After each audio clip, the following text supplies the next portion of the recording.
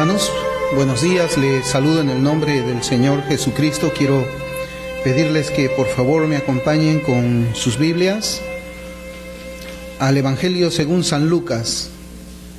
Evangelio según San Lucas, capítulo 11. Y nosotros estamos en la sección donde el Señor enseña acerca de la oración. Vamos a leer desde el versículo 1 hasta el versículo 4. Dice la Escritura: aconteció que estaba Jesús orando en un lugar, y cuando terminó, uno de sus discípulos le dijo: Señor, enséñanos a orar, como también Juan enseñó a sus discípulos. Y les dijo: cuando oréis, decid: Padre nuestro que estás en los cielos, santificado sea tu nombre, venga tu reino, hágase tu voluntad como en el cielo, así también en la tierra. El pan nuestro de cada día, dánoslo hoy, y perdónanos nuestros pecados, porque también nosotros perdonamos a todos los que nos deben, y no nos metas en tentación, mas líbranos del mal. Bien, nosotros ya hicimos una introducción acerca de la oración del Señor, y esta mañana, por la gracia de Cristo, hemos leído su palabra nuevamente y la enseñanza que nos trae por medio de ella en cuanto a la oración de un creyente. Y nosotros en esta mañana vamos a enfocarnos, vamos a concentrarnos en la tercera petición que el Señor nos enseña y que está relacionada con la persona de Dios Padre. Entonces nosotros esta mañana vamos a meditar en esta frase que el Señor nos enseña, que dice: hágase tu voluntad como en el cielo, así también en la tierra. Y yo creo que esta enseñanza que vamos a tener en nuestra escuela dominical puede resumirse en una sola palabra: obediencia. Obediencia a su voluntad. Y esta tercera petición, hermanos, que nosotros vamos a estudiar en esta mañana, tiene una relación con las dos primeras que hemos estado viendo. En la primera petición, nosotros debemos pedir que el nombre del Señor sea santificado, pero sin obediencia, su nombre será blasfemado. En la segunda petición, nosotros pedimos que venga su reino, pero sin obediencia, nuestra petición sería una burla a la persona de Dios. Si no hay obediencia, no hay sujeción a su reino. Si no hay sujeción a su reino, no tenemos herencia eterna, como dice Mateo 7:21, y yo voy a leer de la versión de la Biblia en lenguaje sencillo: no todos los que dicen que yo soy su Señor y dueño entrarán en el reino de Dios. Eso no es suficiente. Antes que nada, deben obedecer los mandamientos de mi Padre que está en el cielo. Y nosotros conocemos cómo es el contenido de estas palabras que deben llamarnos al temor, y que el Señor nos habló por medio de este versículo de Mateo 7:21, donde Él mismo habla y hace una referencia, un contraste en lo que significa llamarle Señor y obedecerle. Nosotros negamos a Cristo como nuestro Rey cuando cada uno de nosotros, los que hemos hecho una profesión de fe en su nombre, no obedecemos su voluntad, sino que hacemos la nuestra. Entonces nosotros vamos a ver en esta mañana, con la ayuda del Señor, vamos a profundizar un poco más qué significa esa frase que el Señor dice: hágase tu voluntad como en el cielo, así también en la tierra. En nuestro contexto, yo quisiera que nosotros pongamos atención de que la voluntad del Señor significa dos cosas. Significa su decreto concerniente a los eventos que deben suceder en el futuro, o lo que se conoce como su propósito, y también su voluntad que debe ser obedecida, o su ley. En esos dos puntos nosotros vamos a concentrar nuestro estudio en esta mañana. Entonces la voluntad de Dios pues significa su decreto concerniente a todas las cosas que van a suceder en el futuro. Nosotros sabemos y reconocemos la doctrina de la predestinación. La doctrina de la predestinación, en un sentido más amplio, nos enseña que Dios tiene un plan que elaboró Él en su corazón antes de la fundación del mundo, y ese plan se lleva a cabo aún en nuestros días y se está llevando a cabo hasta que todo sea consumado. Entonces, esa parte de ahí es a la cual nosotros nos referimos en la voluntad que es referente a su propósito. Nosotros tenemos que orar de esa misma manera, que esa voluntad, que ese plan que Dios había diseñado desde antes del fin del mundo, se lleve a cabo, se consume, sea consumado en el cielo, así también como en la tierra. Y hay dos pasajes que hablan de esta voluntad de propósito. Dice, por ejemplo, en Job, capítulo 23, versículos 13 y 14, dice, pero si Él determina una cosa, ¿quién lo hará cambiar? Su alma deseó e hizo. Él, pues, acabará lo que ha determinado de mí, y muchas cosas como estas hay en Él. Aquí nos habla del propósito de Dios. Dice, si Él determina una cosa, ¿quién lo hará cambiar? Su alma deseó e hizo. Es decir, Dios va a llevar a cabo sus planes. Pero aunque nosotros sabemos que Dios va a llevar a cabo sus planes, nosotros debemos orar para que esos planes sean hechos aquí en la tierra, para que su voluntad expresada por medio de ese plan eterno sea hecha aquí en la tierra. Nosotros podemos recordar quizás la oración de Elías cuando él toma conocimiento de la voluntad de Dios, cuando el Señor le dice a Elías que se presente donde Acab, porque él iba a hacer llover. Y Elías el profeta se presenta delante de Acab y le dice, Acab, sube, come y bebe porque va a venir la lluvia. Y después, al final de ese capítulo, el capítulo 19 me parece que es, nosotros encontramos que Elías se postra en tierra, orando por esa lluvia que él sabía que iba a venir, porque Dios ya se lo había advertido, se lo había hecho saber, pero él ora para que eso se cumpla. De eso se trata esa voluntad que nosotros queremos que sea hecha aquí en la tierra, que el plan que Él diseñó desde antes de la fundación del mundo sea hecho, sea consumado, sea realizado aquí en la tierra. Posiblemente no tenga ningún sentido lo que nosotros estemos hablando. Y digamos, pero ¿para qué vamos a orar que se cumpla algo que sabemos que ya va a suceder?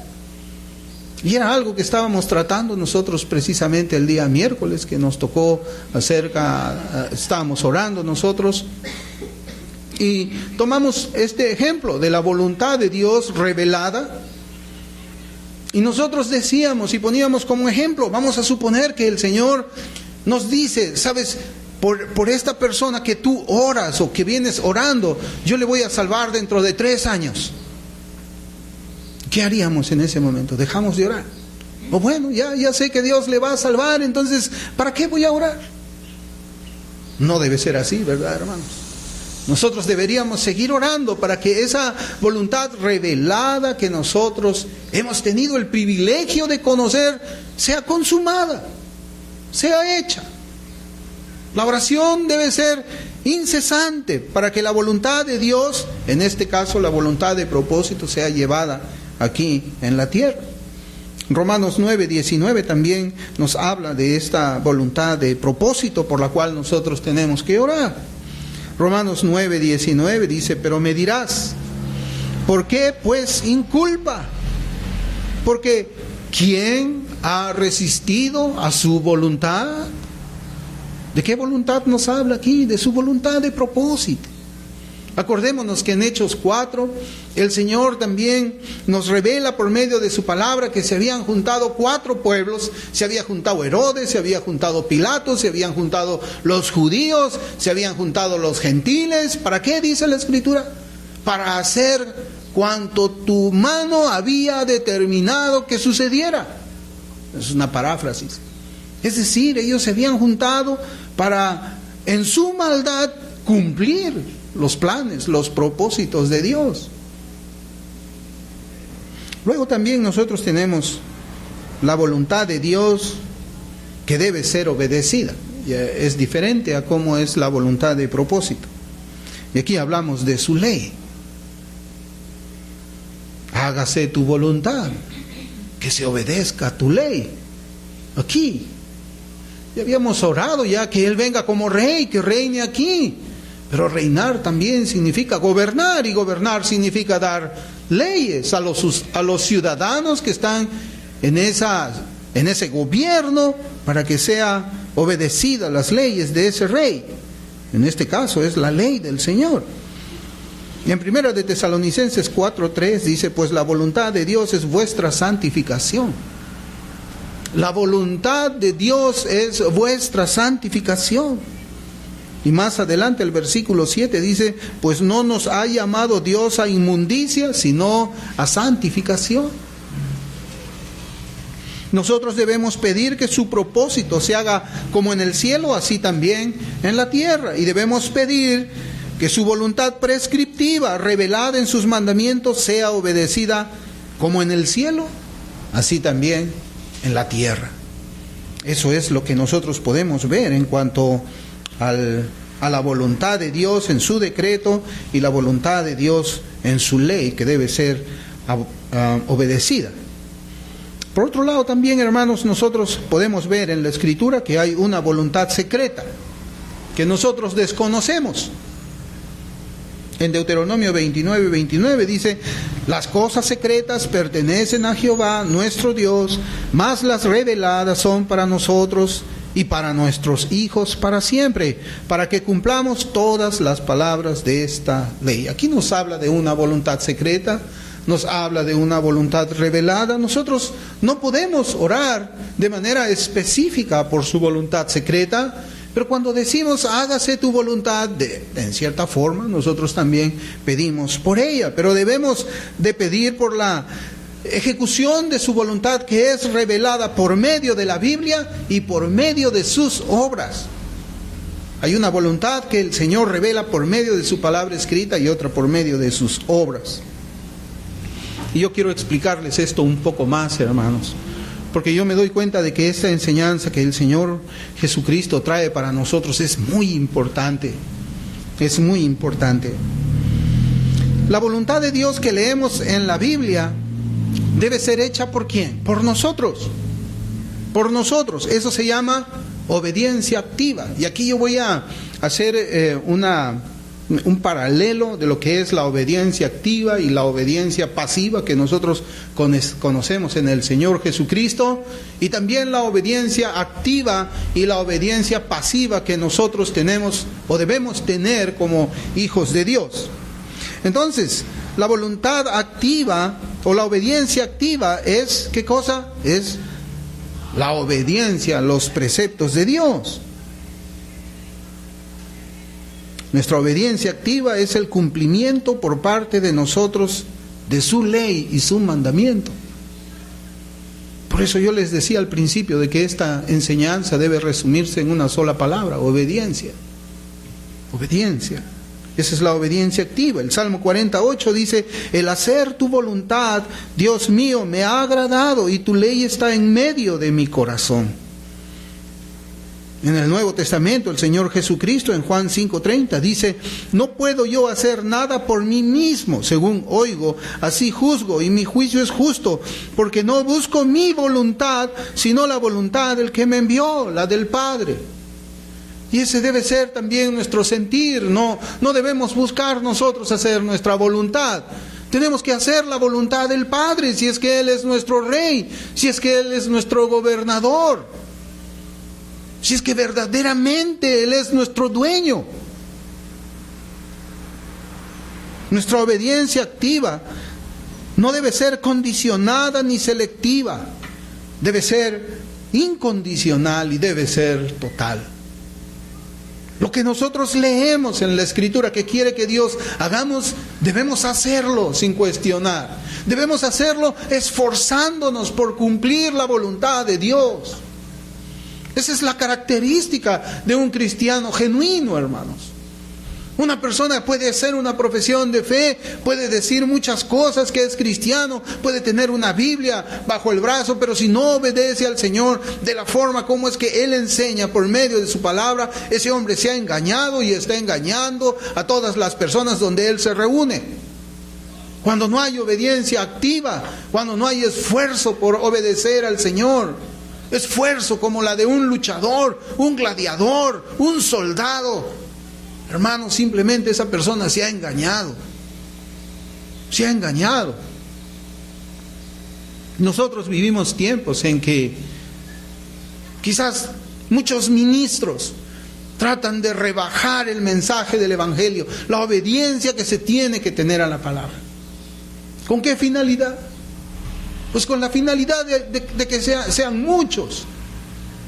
No les interesa a ellos si es que están ministrando a corderos y a cabritos. Hace poco nosotros estábamos viendo con unos hermanos, estábamos compartiendo así de una manera interna acerca del daño que se ha hecho a la iglesia al introducir la palabra éxito dentro del ministerio. No existe la palabra éxito en la Biblia para un ministro, sino que un ministro debe ser fiel. Fiel, no dice exitoso, fiel. El ministro es fiel y Dios considera ese ministerio como un ministerio fiel. Mas ahora no es así. Ahora no es así. Muchas veces se trata este asunto de la obediencia activa como legalismo. Como legalismo. Y es algo, hermanos, que es muy lamentable, porque eso hace que la obediencia a Dios sea condicionada y sea selectiva, no sea total. Más aún cuando se habla de doctrinas primarias, doctrinas secundarias, doctrinas terciarias. ¿Cómo podemos orar nosotros? Hágase tu voluntad, cuando nuestra voluntad es poner rangos. Esto es obedecer primero, esto es segundo, esto es tercero, o si quieres no lo obedeces. Pero el Señor, por medio de esta oración, nos recuerda que nuestra obediencia debe ser total. En cuanto a nuestra obediencia pasiva, es nuestra paciencia, su providencia.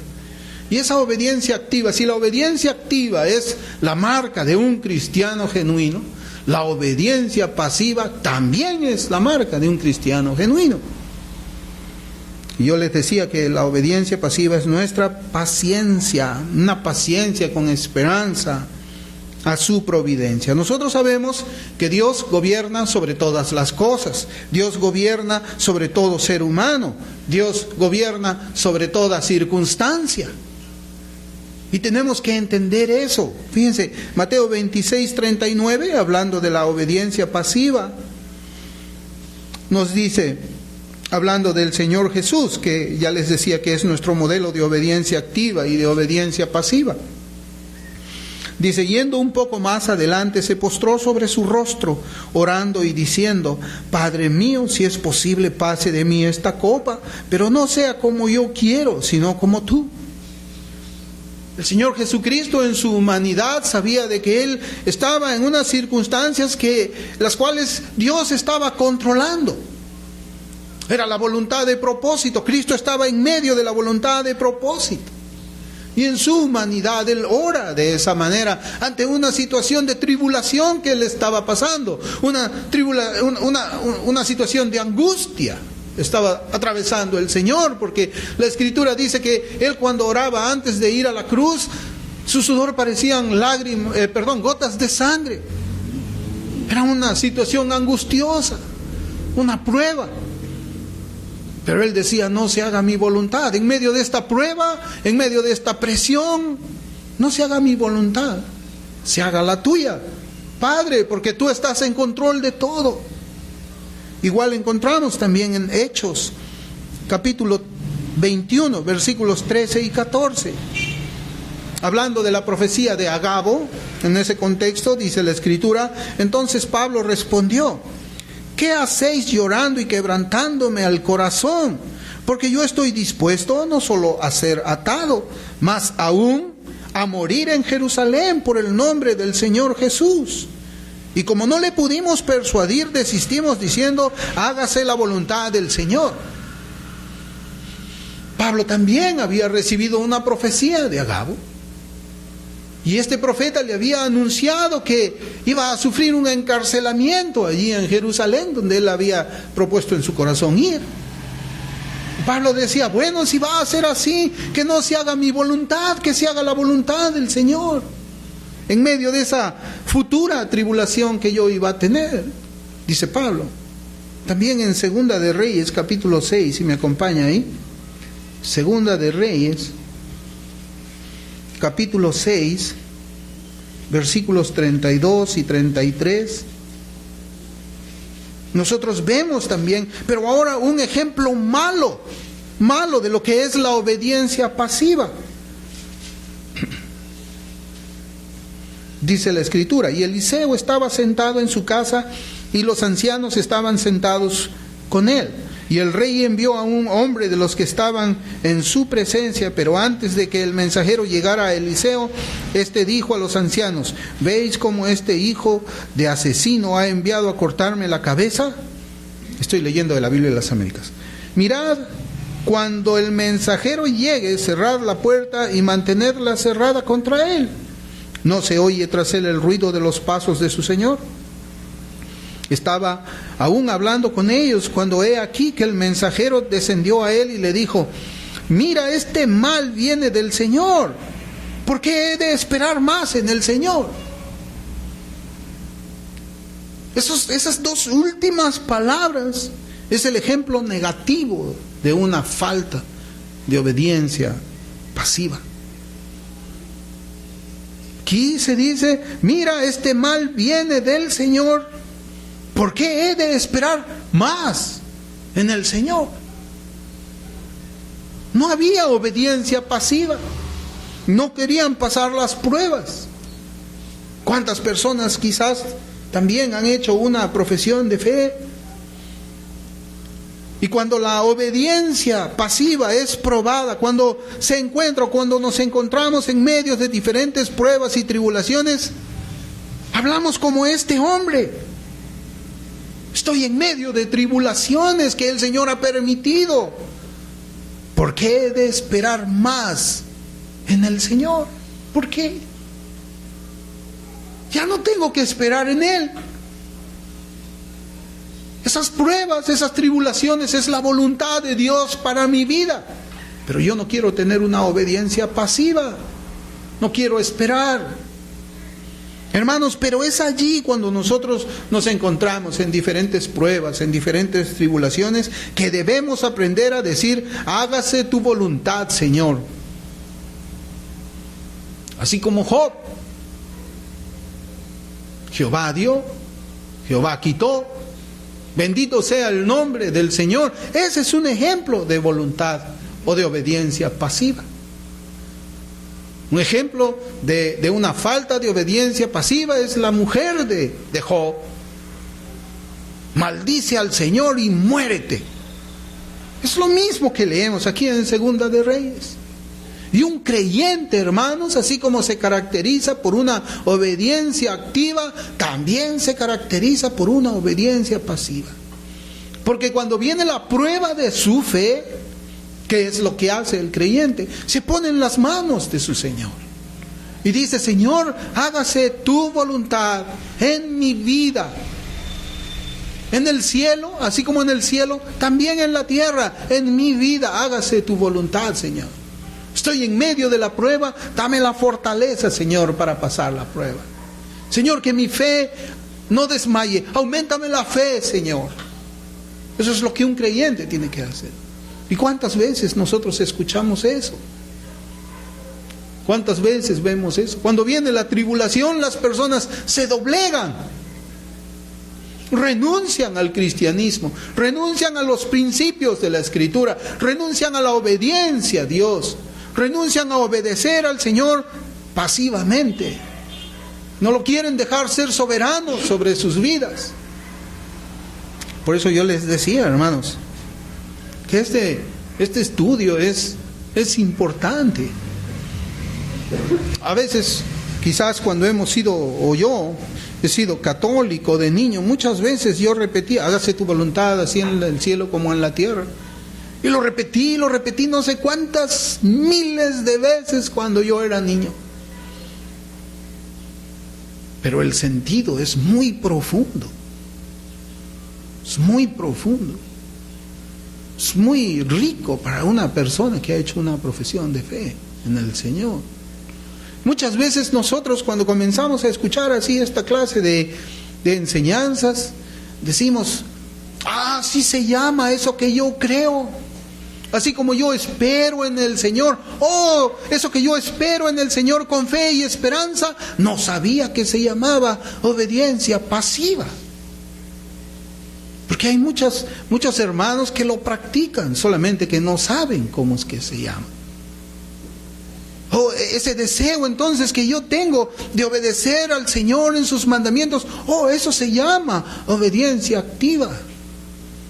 Qué bueno es eso, ¿verdad, hermanos?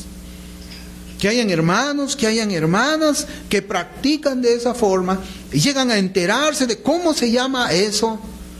Y qué triste es que hayan personas que saben cómo se llama esto, pero que nunca lo practican. Nunca lo practican. O sí, la obediencia activa, la obediencia pasiva, vamos a hacer un debate y todo, sí, pero ¿cómo está tu vida? ¿Con quién voy a debatir? A ver, enséñame tú tu vida, tu fe, enséñame tus obras, enséñame tu testimonio, si es que quieres que intercambiemos ideas. Pero el creyente debe desear más conocimiento de la ley de Dios.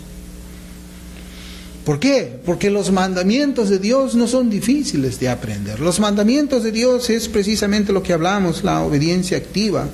No son difíciles de obedecer, y así dice 1 de Juan 5:3, pues este es el amor de Dios, que guardamos sus mandamientos, y sus mandamientos no son gravosos. Cuando dice no son gravosos, no son difíciles de obedecer, es lo que está diciendo. No es pesado, es ligera su carga, él mismo dice. No es difícil obedecer para mí. No lo es. Para un cristiano no debe ser así. El creyente no solamente debe conocer la ley de Dios para obedecerla, sino que tiene que sentir amor por ella también. Porque si conoce solamente la ley y no la ama, ¿de qué estamos hablando? De una persona que dice, por ejemplo, no debo mentir. Yo quiero mentir, me gustaría mentir, pero no puedo porque eso es pecado.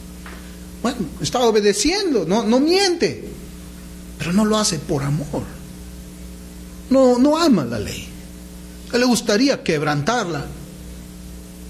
Él no obedece por amor a su Señor, él obedece porque tiene miedo al castigo. Eso se convertiría en una especie de religiosidad ciega que conduce al infierno. El salmista en el Salmo 119:97 dice, ¿cuánto amo yo tu ley? ¿Cuánto amo yo tu ley? Todo el día medito en ella. Hermanos, ¿cuál es la ley que dice que ama el salmista? El salmista está hablando del Pentateuco. Está hablando de los 5 primeros libros de la Biblia. Y a veces nosotros decimos, qué pesado es leer Números. Qué pesado es leer Levítico. Pero el salmista dice, amo tu ley. Amo Génesis, Éxodo, Levíticos, Números, Deuteronomio. Lo amo, lo quiero. Hermanos, ¿deberíamos nosotros también amar el Pentateuco? ¿Deberíamos amar nosotros la ley del Señor? ¿Deberíamos amar los 10 mandamientos? Los 10, no los 9. Los 10 deberíamos amarlos. Hermanos, nosotros como creyentes deberíamos apropiarnos de la voluntad de Dios, dejando de lado nuestra propia voluntad, y también dejando de lado la voluntad de los hombres. Apropiarnos de la voluntad de Dios, dejando de lado mi voluntad y dejando de lado la voluntad de los hombres. Porque muchas veces nosotros, posiblemente, estamos siguiendo la voluntad de los hombres. Es verdad, no sigo mi voluntad, no sigo la voluntad de Dios, pero sigo la voluntad de hombres, de otras personas. Quizás yo sigo la voluntad del pastor. No No hay que seguir la voluntad del pastor. La Biblia no dice en ninguna parte de esa manera. El pastor no puede poner leyes divinas. El pastor solamente hace la exposición de esas leyes divinas. Es el mensajero de un Dios vivo que tiene sus leyes y anima a la congregación a obedecerlas, él incluido. Nosotros debemos apropiarnos de la voluntad de Dios. No debemos hacer nuestra voluntad y tampoco debemos hacer la voluntad de los hombres. Con cada pecado nosotros ignoramos la voluntad de Dios y estamos estableciendo nuestra propia voluntad. Nuestra propia voluntad. Con cada pecado nosotros estamos despreciando la voluntad de Dios expresada en sus mandamientos. Y esto suena muy difícil. ¿Cómo es que yo estoy despreciando la voluntad de Dios cuando no obedezco? Porque el pecado es la desobediencia a la ley de Dios. Sí, así dice la Escritura en 2 de Samuel 12:9. Dice la palabra del Señor: ¿por qué pues tuviste en poco la palabra de Jehová, haciendo lo malo delante de sus ojos? ¿Por qué tuviste en poco la palabra del Señor, haciendo lo malo delante de sus ojos? Eso no es despreciar la Escritura, el mandamiento, es despreciarlo. Cuando nosotros mismos hacemos nuestra propia voluntad, y hacer nuestra propia voluntad, ¿saben qué es? Manipular el mandamiento del Señor también. O si así dice, sí, pero ¿y cómo le puedo sacar la vuelta a eso? Parecen así esas personas que muchas veces son reconocidos como los tributaristas, y yo se los digo con conocimiento. Sale la ley, inmediatamente estamos a ver cómo le puedo sacar la ley para tener más beneficio tributario. ¿Dónde está el vacío de la ley donde yo puedo aprovecharme para hacer mi propio deseo? Y a veces estamos así. A ver, ahí dice esto, pero como decíamos, no, la voluntad del Señor es nuestra santificación. ¿Es difícil entenderlo? Por supuesto que no. Pero muchas personas van a preguntar, ¿y qué es la santificación? Y ahí es donde viene el problema. La ley es clara, pero muchas veces nos encontramos con personas que quieren sacarle la vuelta a Dios. ¿Y qué es la santificación? A ver, bueno, tú tienes tu propio concepto de santificación, él tiene su propio concepto de santificación, yo tengo mi propio concepto de santificación, y así que anulamos el mandamiento. Yo lo obedezco como yo quiero. Como yo quiero. Y es triste, hermanos. Es triste porque esa es la situación en la que nosotros pues podemos ver el cristianismo, ¿no? Es un cristianismo solamente de etiqueta, más no de obediencia.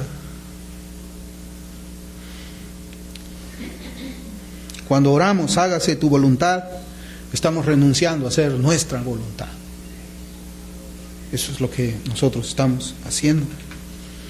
Nosotros podemos ver quizás muchos debates que se levantan cuando una persona habla acerca de la necesaria obediencia a los preceptos de Dios. ¿Quién no ha escuchado de la salvación por señorío? ¿Alguna vez han escuchado que alguien ha mencionado esa palabra, salvación por señorío? ¿Sabe quién es? Es el antinomiano. Es la persona que dice, bueno, yo soy salvo por gracia, yo no tengo que obedecer nada. ¿Y en dónde lo ven ustedes a esas personas? Que por supuesto son reformados también, ¿no? Creen en las doctrinas de la gracia, en las olas de la reforma, mencionan a Calvino. ¿Dónde lo ven ustedes a esas personas? En sus fotografías ahí que ponen, lo ven en el concierto de Willy González, el salsero mundano. Lo ven con sus cigarros en la boca, lo ven con su lata de cerveza en la mano. Eso es salvación por señorío, yo soy salvo por gracia, ya ves. Se levanta oposición cuando hablamos nosotros acerca de la obediencia necesaria a los preceptos y a los mandamientos de Dios. No puede haber obediencia sin santificación, ni santificación sin obediencia. O alguien puede creer que no es verdad lo que yo digo.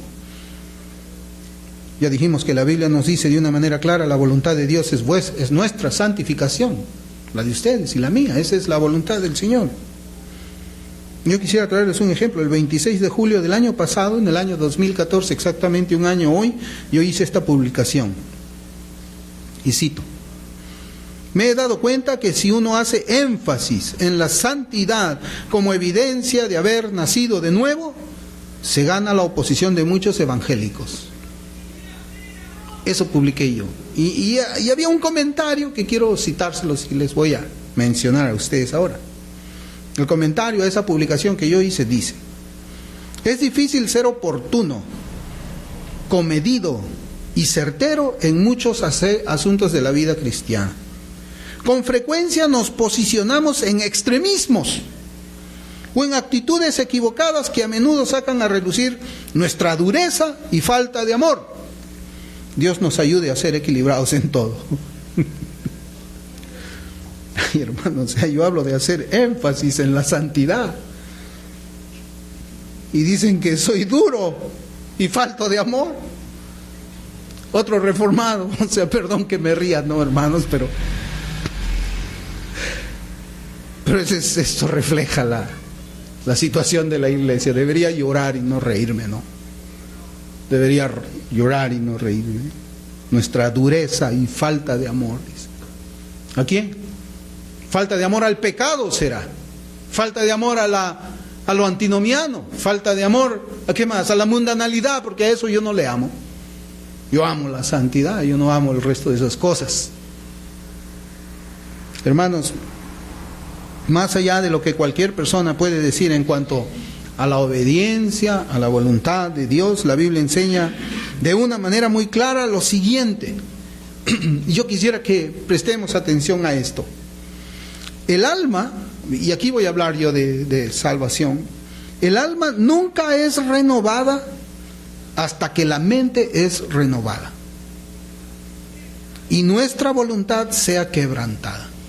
Si nuestra mente no es renovada y mi voluntad quebrantada, ¿puede ser renovada el alma? No, hermanos. La mente tiene que ser renovada primero, porque si no, el cristianismo pues es una religión ciega, es un salto al vacío. Es algo que no tiene razonamiento, no tiene inteligencia. Es una fe ciega. Pero no, primero la mente se renueva antes de que nosotros tengamos el alma renovada. Dios nos alumbra el pensamiento, el entendimiento. Y Dios quiebra nuestra voluntad y recién ahí renueva nuestra alma. ¿Y cómo podríamos nosotros interpretar a una persona que habla de esa manera? Que dice que su alma está renovada, pero su mente no. ¿Qué es eso? Pues eso es lo que vivimos hoy día nosotros. Un creyente cuando dice que se niega a sí mismo, niega también a hacer su propia voluntad. El Señor nos dice así, que debemos negarnos a nosotros mismos. Pues eso significa igual, hermano. Si no hay obediencia a la voluntad de Dios, no hay amor hacia Él. La obediencia a su voluntad es el sello de haber nacido de nuevo. Por eso en Juan 14:15, un pasaje que nosotros conocemos mucho: si me amáis, guardad mis mandamientos. Alguien puede decir, no, yo sí le amo, aunque no guardo sus mandamientos. Bueno, que no nos sorprenda que alguien pueda decir que eso es posible, que no nos sorprenda. Que no nos sorprenda. Un hombre caído no ama a Cristo. La voluntad del hombre caído es hacer la voluntad del diablo y no es hacer la voluntad de Dios. Por eso es que el Señor Jesucristo, cuando estaba en un debate con los fariseos de su tiempo, Él dice: vosotros sois de vuestro padre el diablo y los deseos de vuestro padre queréis hacer. ¿La voluntad de quién querían hacer ellos? Del diablo, de su padre. Están los que hacen la voluntad del diablo y están los que hacen la voluntad de Dios. No hay nada en medio. No hay nada en medio. Es como que alguien dijera, no, hay cielo, hay infierno y hay purgatorio. Mentira. Mentira. Y algo así, hermanos, que quizás también a mí me desafiaba mucho en esta semana que yo venía meditando acerca de este tema que el Señor nos presenta ahora en la Escritura, es que el creyente de manera natural persiste en hacer la voluntad de Dios. De manera natural. El Salmo 119:35 dice: guíame por la senda de tus mandamientos, porque en ella tengo mi voluntad. Salmo 143:10 dice: enséñame a hacer tu voluntad, porque tú eres mi Dios. Tu buen espíritu me guíe a tierra de rectitud. Romanos 6:11: así también vosotros consideraos muertos al pecado, pero vivos para Dios en Cristo Jesús, Señor nuestro. Segunda de Corintios 5:14-15: porque el amor de Cristo nos constriñe, pensando esto, que si uno murió por todos, luego todos murieron, y por todos murió, mira cómo dice, para que los que viven ya no vivan para sí, sino para aquel que murió y resucitó por ellos. Gálatas 2:20, es algo que conocemos nosotros: con Cristo estoy juntamente crucificado, y ya no vivo yo, mas vive Cristo en mí, y lo que ahora vivo en la carne, lo vivo en la fe del Hijo de Dios, el cual me amó y se entregó a sí mismo por mí. Hebreos 13:20 y 21. Y el Dios de paz, que resucitó de los muertos a nuestro Señor Jesucristo, el gran pastor de las ovejas por la sangre del pacto eterno, os haga aptos en toda obra buena para que hagáis su voluntad, haciendo Él en vosotros lo que es agradable delante de Él por Jesucristo, al cual sea la gloria por los siglos de los siglos. Amén. Y finalmente, primera de Pedro 4, versículos 1 y 2 dice: puesto que Cristo ha padecido por nosotros en la carne, vosotros también armaos del mismo pensamiento. Pues quien ha padecido en la carne terminó con el pecado, para no vivir el tiempo que resta en la carne, conforme a las concupiscencias de los hombres, sino conforme a la voluntad de Dios. Hermano, estos pasajes hablan de un creyente, por eso es que yo digo, el creyente de manera natural obedece al Señor. Nosotros tenemos un dicho, no sé si es que este dicho sea mundial, nunca lo he mencionado antes cuando he estado en otros lugares, pero nosotros decimos: la cabra tira, ¿para dónde? Para el monte. La cabra tira para el monte. El cristiano tira para la obediencia. Los gatos techeros, ¿para dónde tiran? Al techo. Un gato techero, usted cría un gato techero y le dura hasta que crece y de ahí se va por los techos. Así también el cristiano de manera natural, así como la cabra de manera natural tira para el monte, el gato techero tira para los techos, el cristiano tira para la obediencia. De manera natural. Nada lo puede detener. Ni un hombre, ni nada, ni el diablo. Hará la voluntad del Señor. Muchas veces las personas caen en la trampa de comparar las predicaciones con sus propias experiencias de vida. Tales personas dicen así: yo no siento lo que ese predicador dice. También dicen: yo no vivo lo que tal predicador predica. Está bien, pueden haber esas objeciones, pero eso no elimina la enseñanza de la palabra viva, ¿verdad? Alguien puede decir así: yo no vivo como él dice, sí, pero ¿y por eso se va a borrar la Biblia? ¿O va a cambiar la Biblia? No cambia. La Biblia no tiene que cambiar de acuerdo a nuestras experiencias de vida, sino nuestra experiencia de vida debe de cambiar conforme a lo que la Escritura enseña. Así debe ser. La Biblia, por ejemplo, hermanos, también, y esto es algo muy importante que tiene que ver con la obediencia y que tiene que ver con esa petición que hacemos al Dios Padre, nos enseña claramente la Biblia que para hacer la voluntad de Dios primeramente es necesario ¿qué cosa? Un corazón regenerado y santificado. Si no existe un corazón regenerado y un corazón santificado, simplemente estamos pidiéndole peras al olmo. Peras al olmo. No va a haber fruto. Por más que estemos orando, quizás a veces nos equivocamos. Señor, que se santifique más. Señor, que sea obediente a ti. Quizás estamos orando equivocadamente. Y tendríamos que pedir: Señor, sálvale. Cámbiale su corazón. Dale vida, Señor. Esos son los que creen en el mal llamado cristiano carnal. No, es cristiano. Vive como el mundo, pero es cristiano. Va a ir al cielo. Va a estar allá con David, con Pablo. Va a estar allá con el Señor. Yo no sé qué. Yo digo, no las personas, yo no sé qué pensarán del cielo. No sé qué pensarán del cielo. Pero les digo, hermanos, para que una persona obedezca, primero el corazón tiene que ser regenerado. tiene que ser santificado. Deuteronomio 5:29 dice: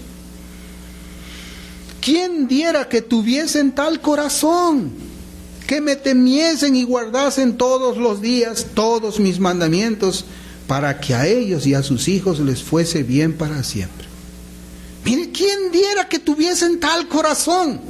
Porque con tal corazón se le teme al Señor y todos los días se guardan sus mandamientos.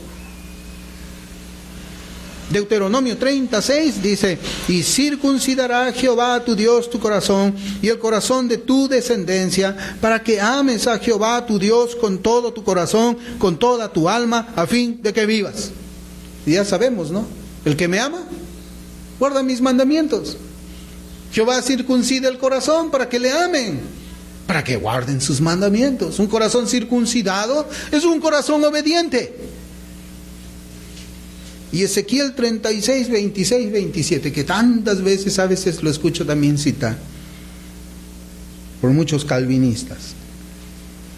Ezequiel 36, 26, 27 dice: os daré corazón nuevo y pondré espíritu nuevo dentro de vosotros, y quitaré de vuestra carne el corazón de piedra y os daré un corazón de carne, y pondré dentro de vosotros mi espíritu, y haré que andéis por mis estatutos y guardéis mis preceptos y los pongáis por obra. Todo comienza en el corazón, todo comienza en la regeneración verdadera.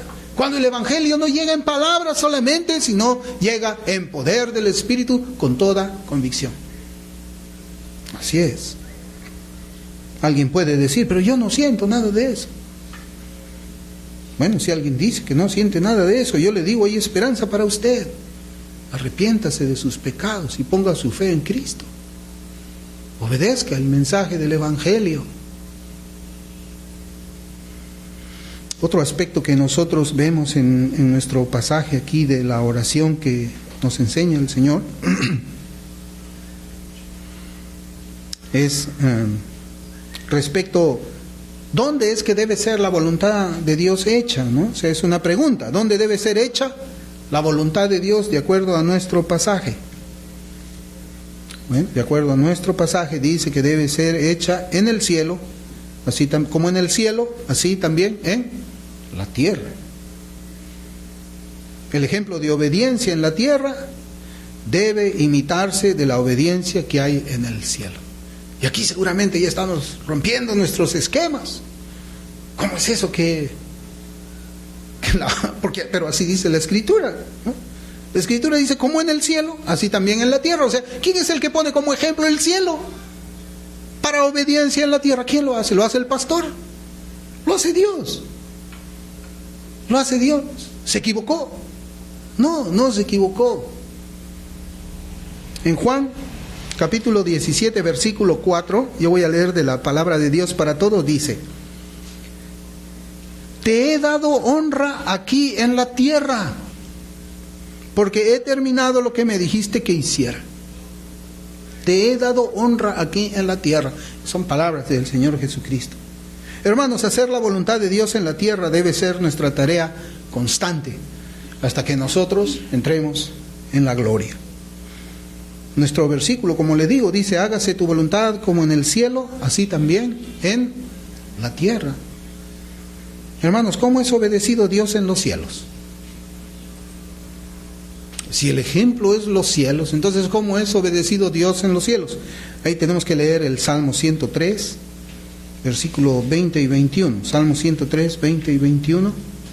Dice la palabra del Señor: bendecid a Jehová vosotros sus ángeles, poderosos en fortaleza, que ejecutáis su palabra, obedeciendo a la voz de su precepto. Bendecid a Jehová vosotros todos sus ejércitos, ministros suyos, que hacéis su voluntad.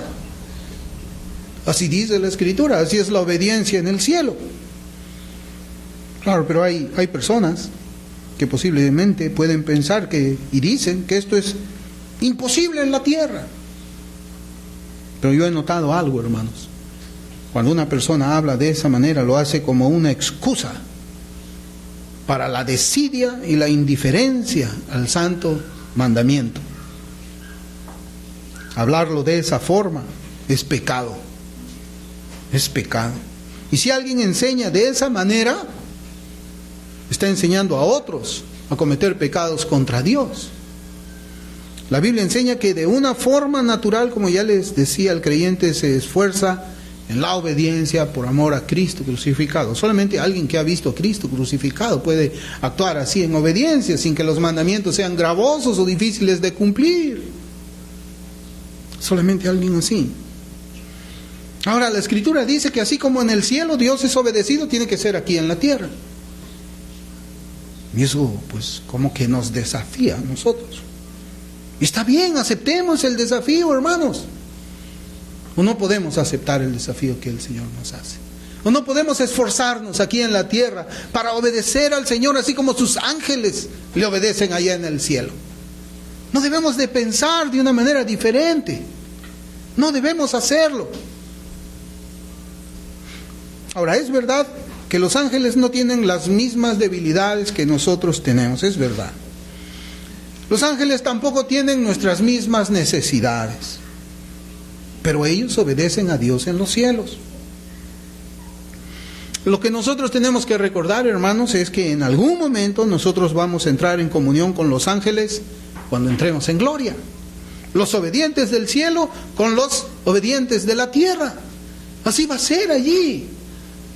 Va a estar reunido un mar de personas, almas, ángeles y seres humanos, almas de los seres humanos que se caracterizan por la obediencia al Señor. Ellos le obedecen en el cielo, nosotros le obedecemos en la tierra a Dios.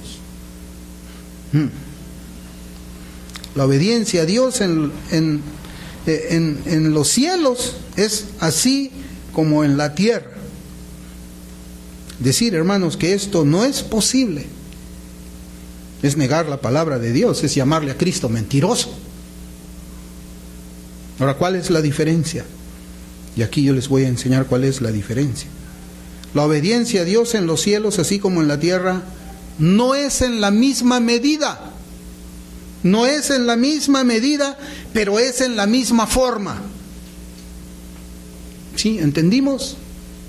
No es en la misma medida, porque ahí los ángeles lo obedecen completamente. Nosotros no podemos obedecer completamente, pero es en la misma forma.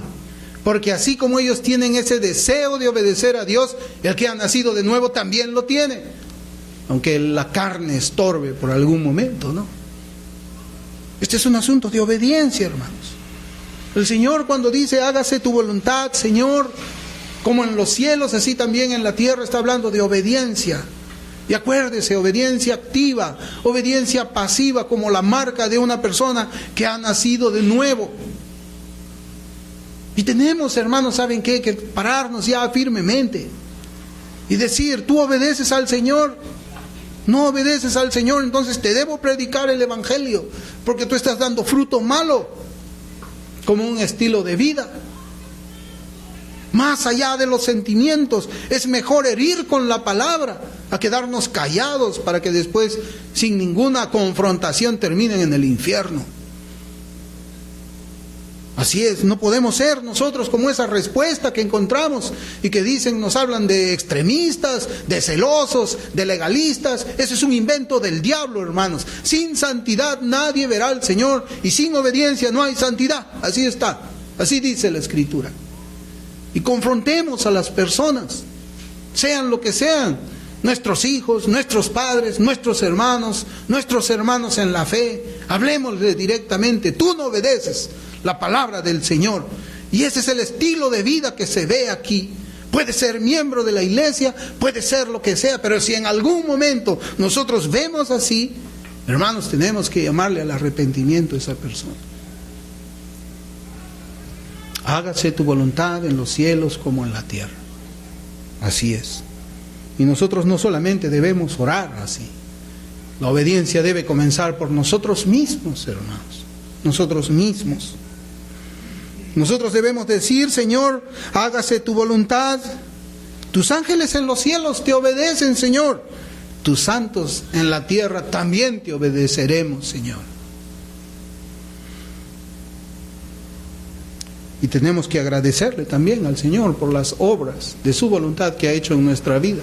Tenemos que agradecerle la tribulación, tenemos que agradecerle la enfermedad, tenemos que agradecerle la escasez, Porque esa es la obediencia pasiva que nosotros debemos de tener. Y si no tenemos esa obediencia pasiva, o vemos que alguien no tiene esa obediencia pasiva, hermanos, en medio de todo esto que se llama cristianismo, reforma, como le llamen, hermanos, si no hay este fruto, nosotros debemos predicar el evangelio. Así se ofenda esa persona. Así se ofenda, ¿no? Porque nosotros vivimos en tiempos así. Cuando alguien le dice a una persona, yo no veo fruto en tu vida, yo creo que el Señor no te ha salvado, nos ganamos un enemigo, así como yo se los he demostrado.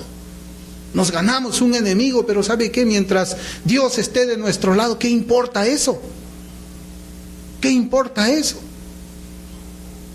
No importa, hermanos. Hágase tu voluntad, Señor. Así tenemos que orar. Como es en el cielo, así también en la tierra. Oremos. Amado Señor, te damos gracias por esta enseñanza de tu palabra. Gracias, Señor. Señor, qué profundo es cuando nosotros mencionamos tu voluntad, Señor. Tu voluntad, no la nuestra, Señor, no la de ningún hombre. Tu voluntad. Señor, ayúdanos a nosotros a ser obedientes activa y pasivamente, Señor. Ayúdanos a nosotros a examinarnos. Porque solamente hace tu voluntad aquella persona que tiene un corazón regenerado. Solamente te obedece fielmente y sin límites, Señor, aquella persona a quien tú le has renovado el entendimiento y has quebrantado su voluntad. Señor, ayúdanos a nosotros. Aquí en esta iglesia, ayúdanos a nosotros en nuestras vidas personales. Gracias te doy, Señor, por medio de nuestro Señor Jesucristo, en quien oramos. Amén.